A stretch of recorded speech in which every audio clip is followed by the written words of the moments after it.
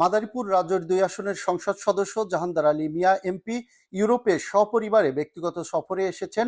তিনি ইতালির Milan Malpensa বিমানবন্দরে পৌঁছালে মিলান লোম্বার্দিয়া জাতীয়তাবাদী দল বিএনপি, লোম্বার্দিয়া যুবদল, মিলান যুবদল, স্বেচ্ছাসেবক দল সহ মাদারীপুর জেলাবাসীর পক্ষ থেকেও ফুলেল শুভেচ্ছা জানানো হয়। এ সময়ে নিজ এলাকার স্বজনদের কাছে পেয়ে উপস্থিত সবাইকে আবেগ আপ্লুত কণ্ঠে শুভেচ্ছা, ধন্যবাদ ও কৃতজ্ঞতা জানান জাহানদার আলী মিয়া এমপি।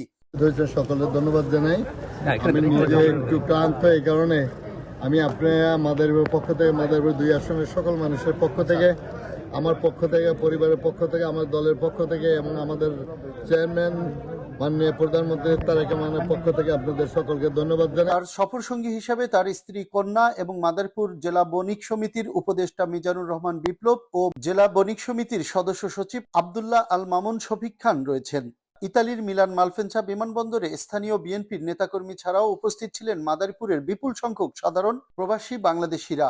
উল্লেখ্য, আগামী ৩০ আগস্ট বিকালে ভিয়া পন্তে নভো ৪৫ হলে ইতালির মিলানে বসবাসরত মাদারীপুর জেলাবাসীর আয়োজনে গণসংবর্ধনা প্রদান করার কথা রয়েছে এবং আগামী সেপ্টেম্বরের প্রথম সপ্তাহে তার দেশে ফেরার কথা রয়েছে।